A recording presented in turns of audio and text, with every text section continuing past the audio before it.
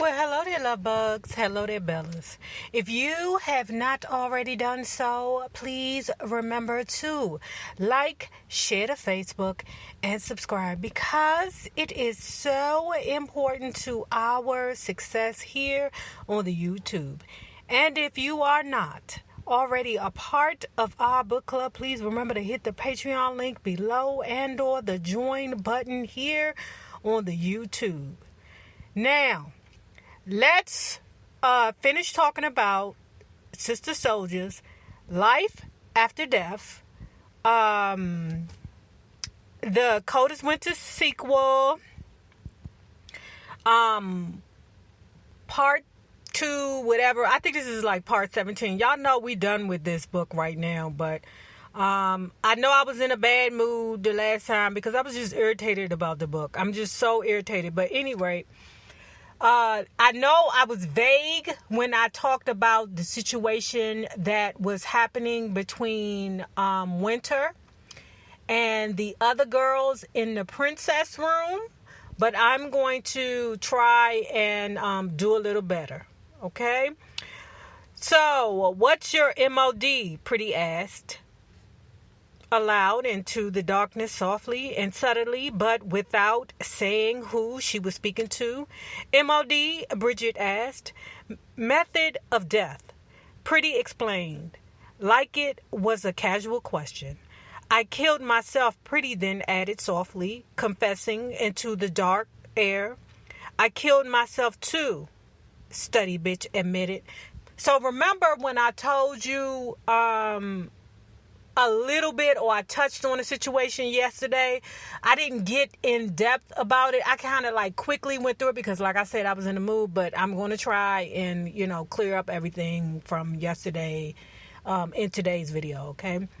I murdered myself, Slapper Bitch, daughter of the dictator, confessed, which is the same as suicide, but I guess she needed to state the same thing in some unique way for some dumb reason. I was raped and murdered, one of Slapper Girl helpers said. My mother killed me, the other Slapper helper said. My goddamn husband murdered me, Bridget said in her wide awake voice. I was shot dead. That's 4 murders and 3 suicides, I said. And don't forget to add on that we each killed at least one of our children. So that's at least 7 dead kids between all of us. One of the Slapper Bitches helper said. Then came my second realization on the night of the same day. I could never have committed suicide. I love myself to an extreme. I trust myself. I am devoted to myself. I worship myself. See, Winter, the Winter girl, the concern is this. Didn't your sons tell you that the only person that you are supposed to be worshiping is him? That is the concern, okay? Now, Winter, in her mind, she's saying to herself, wait a minute, because she's second guessing everything. Okay? She like, wait a minute, hold on.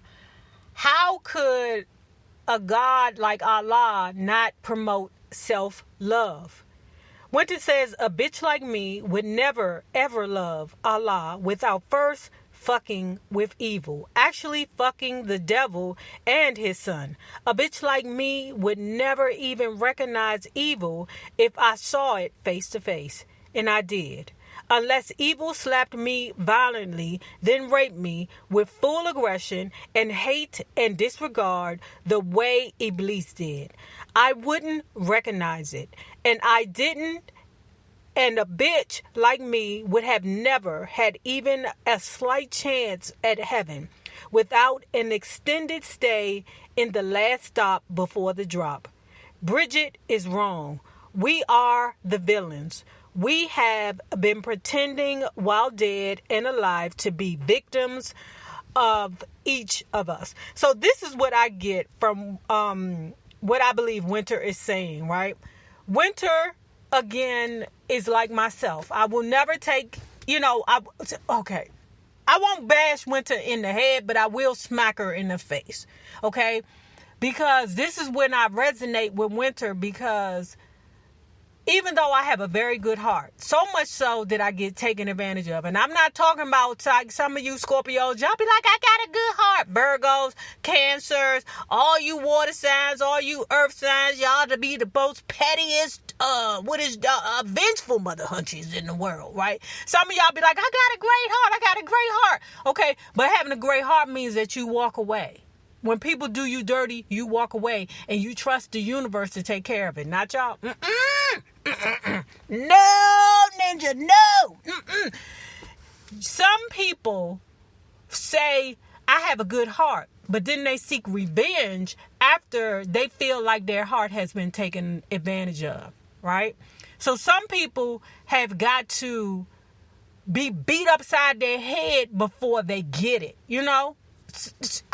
I just hate to say it, but some people think that they are good people in their heart, but you're not. If you're seeking revenge on people, then yeah, you might have a good heart in that moment, but for the long run, bruh, no, I'm not rocking.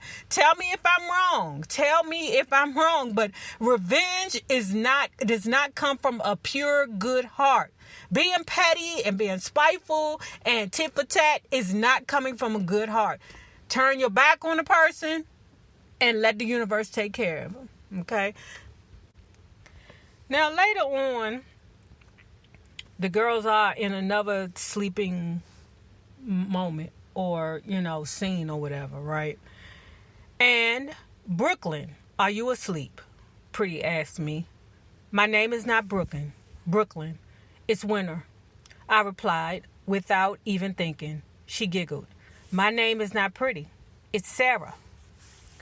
What's up, Sarah? I asked, half in my thoughts and half talking and half listening to her in the dark room. Do you think Allah will forgive someone like me who did the things that I did? I don't know why she was asking me a question like that. I had no idea about Allah, but I could hear Pretty's weepy voice. I had heard females on lock in the dark trying to disguise their tears. If Allah is the most merciful based on the meaning of that, it's possible, I told her. I really wanted to see my daughter in heaven, Pretty said. I never wanted to abort her. I always wanted her. But everyone made it so awful. They treated me like pregnancy was the greatest evil. The same family that threw me a huge party for getting into 3 top universities egged me like I was trash.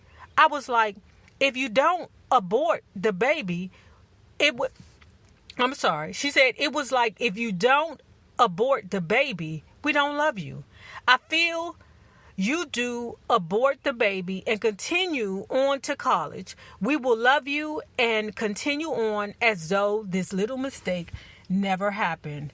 Joe, do you know how many families force their daughters into having abortions? Now, don't get me wrong.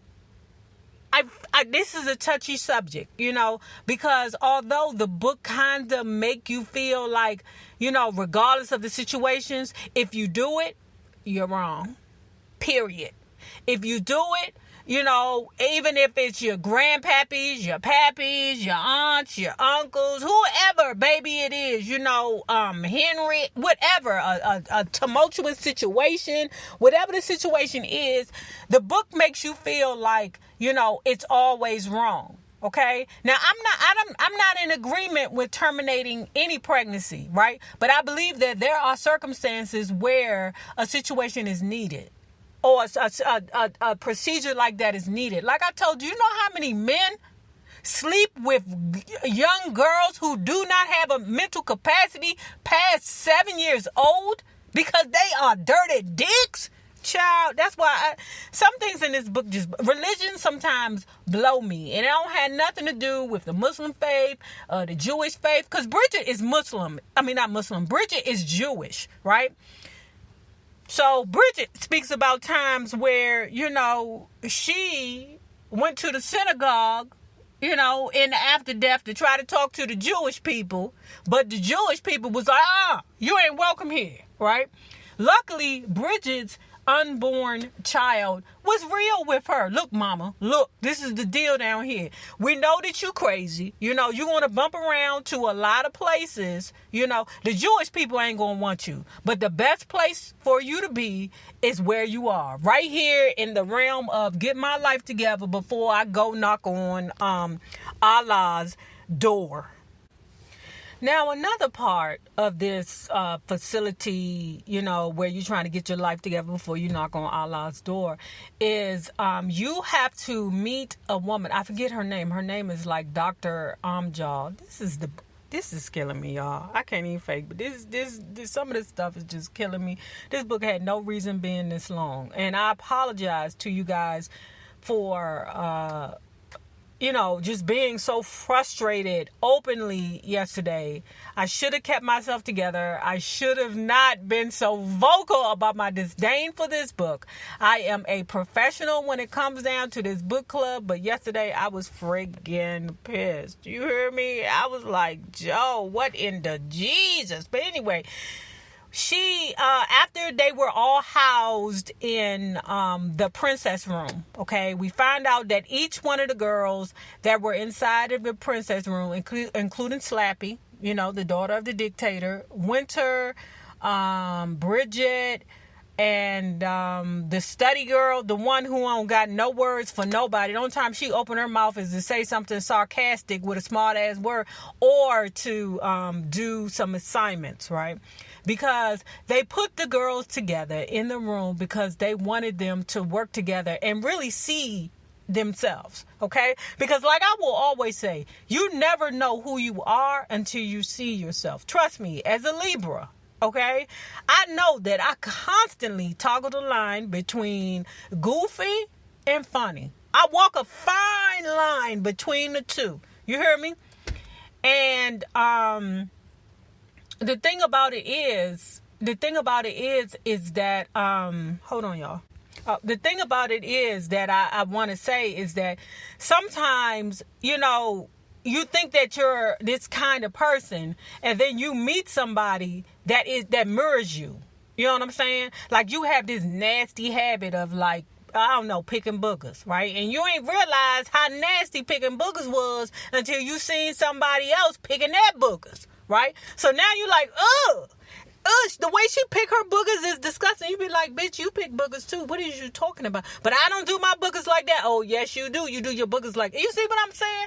Like, some people don't know how they are. Like, people who keep a dirty house. You be like, Joe, your house is fucking filthy, until you watch Hoarders. You know what I'm saying? And you looking at Hoarders and you like, oh, God damn. But some people be like, well, my stuff ain't as bad as her stuff. Oh, yes, it is. Yes, it is. Okay? So you don't know yourself till you see yourself. So that was the purpose of them putting all these girls who believe in their minds that because their fathers are who they are, that they are better or above. And it's special because so many women who grow up with their fathers really do be thinking they be princesses in their mind. Like, oh, my daddy treats me like this.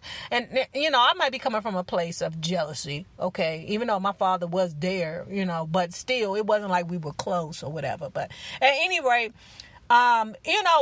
it spoke volumes to me for all the young ladies that, think that they're better because they have their father in their lives. When for real, you fucked up just like the rest of us who do got our pappies in our lives. Okay?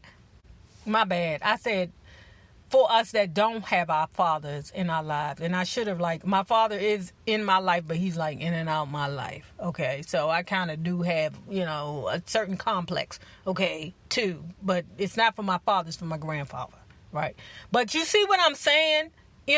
Just because you got your father in your life don't mean that a girl is not going to be messed up. You're going to be messed up too. So anyway, the doctor, was the Dr. Amjad. I don't know what the lady name is. I really don't care, right? But anyway, the doctor was there to talk to each girl individually. They were given assignments to do, and the doctor was going to talk to them individually about their assignments, right? Now, in Winter's case, she was told that the next stop you're going to go to this place called the Truth Booth. Ooh, the Truth Booth. Oh, my God, the Truth Booth. Oh, the Truth Booth. Man. Now, the messages in this. So, anyway, Winter was in this thing that kind of reminds me of, what was it? Not Charlie the Chocolate in the Chocolate Factory. It was like the Great Glass Elevator or something like that. And what would happen is she would get into this like elevator type thingamajig, right? And it would play movies, but the movies were actually her life, okay? And there were different situations that were played that forced her to wake up. Because remember, she thought that the situation that happened with Bullet wasn't even her fault. She believed in her mind. What the hell is that? Was that a rabbit? Oh my God, that's a rabbit. Child, I should have known there's rabbits around here. There's horses everywhere. Child, I'm out here where my sister live, right? But it forced her to look at herself for real. You know, it showed her where, okay, you say you wasn't doing anything, but here's a picture of you holding your niggas' guns. Okay, taking the guns and, you know, shoving them up your vagina so that you can get them in the club just in case your boy got to do some work.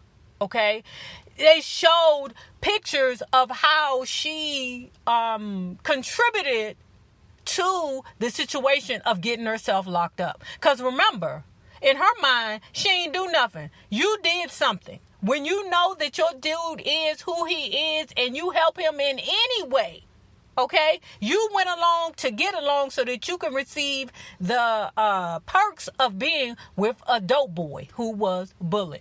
So she came to that realization. The next realization they put in her face was when she hit that old lady over top of her head with a bag of nickels, and her face was bleeding, and then snatched her Gucci shoes and her gold rings and her wallet, right? The next scene was an ambulance. The next scene was the old lady was dying. Winter was like, that's not me. I didn't do anything to that lady. I don't know that lady for you to be all mad at me about the situation. I didn't do that. Somebody else must have came in because I just left the lady on the floor. What really happened was that Winter killed that lady. That lady ended up dying because Winter hit her in the face with a bag of nickels, right? Now Winter's like, okay, I'm a thief. I'm a murderer. What's next? Ooh, my bad, y'all. Let me take it back. Before she went into this magical, great glass elevator, she saw the separation, because what happens is this. My bad, y'all. Okay, because I'm trying to hurry up and get rid of it, and I'm going off the top of my head, right? So when the people lined up to go into what they called the Truth Booth, that was the great glass elevator thing where you see yourself for who you really are. They separated them. They had a line for the women. They had a line for the men. Guess who was in the line for the men? That ninja, Trey Songz. Okay? She looking at it go, is that my nigga over there? Is that him? He caught her eyes, then looked away quickly. Okay? So she's saying to herself, wait a minute, my ninja is even trying to get his heart right? The man that I loved and adored while I was in the depths of hell loved me? Yeah, girl, he don't want no parts of you no more. He's trying to get his life right. He's looking at it like, no, not Winter. No, not that evil bitch. She made me turn her into a rat. His pappy turned him into a rat. But he didn't want no parts of Winter, okay? Winter looking at him like, oh, that ninja, the Trey Songz character, it's you, oh, it's you. He, no, bitch, don't look at me. I'm putting all that stuff behind me, and then that's when she went into the Truth Booth, and she was hitting the face with all her truths about killing that old lady, robbing that lady, and then killing her. And the fact that, bitch, you had to go to jail for a Bullet situation because you were involved. Child, this girl ain't gonna make it. She is not gonna make it. Fornication, sodomy, murder, theft, liar, cheater, arrogant, niggardly, ingrate, selfish, hostile, vain, lust, wrath, envy, greed. I shouted them all. I left some out that I was sure didn't apply to me. Done. I shouted and dropped to the floor, worn out from this bullshit. What's next? What's next? I shouted from the floor in the semi-dark booth, the truth booth, the glass elevator, I call it. Only the light from the word list glowed because, she had to repeat these words. Are you forgetting anything? She said to herself. Well, I know what she is forgetting. Okay, anyway. When I let myself go out of pure exhaustion, all of my remaining hair... Oh, wait, hold on, God. Okay. So, she see herself in the mirror, right? She's admiring her beautiful hair, right? She's like, oh my God, my hair, right? But the job of this truth booth is to break her. You hear me? When she started realizing that, oh my gosh, my hair is starting to fall out. That's the vanity of it. That's the vainness of it. And, Allah, or I believe any religious belief, encourage you not to have that vanity in it, because I believe that vain or vanity equates to self-worship. You know what I'm saying? And the purpose of the truth booth is to take all that vanity out of you. So her hair started falling out, okay? She says that all of a sudden, the remaining hair that she had on her head fell to the floor. What the F? I screamed at my reflection. I was bald. I was bald like how Brooklyn mama turned bald as she changed into a crackhead mama. Mama shaved her hair off herself. I hollered at the bald reflection that was also hollering. I yelled at my own voice that had not spoken in a long while. Mama made the choice to shave her head. She wanted to look like Grace Jones. So what the F is this? I did not want this. Why is this for? I did not ask to be bald. Why the F would I do that? Even Mama looked terrible after she made that move, I shouted, but there was no reply. Me and my reflection still looked exactly the same bald, okay? Meaning that, girl, although you don't have your long, pretty hair, or actually this tool that you use to try to put yourself above everyone else, you're still winter, okay? And that's what counts, okay? When I went to wipe my own tears, I felt fur against my face. When I looked at my reflection, my hand was black. My nails were long and black. I shouted. It was not words. It was a scream coming from deep in my gut. A roar. It's all fucked up now. My bad. It's all fucked up now. You fucked up my look. You fucked up my currency. It doesn't even matter anymore. Nothing matters anymore. I tried to keep talking and screaming at the horrible reflection that is me. I couldn't. My tongue was in the process of growing longer and longer. So, Winter just takes too much stock in vanity, okay?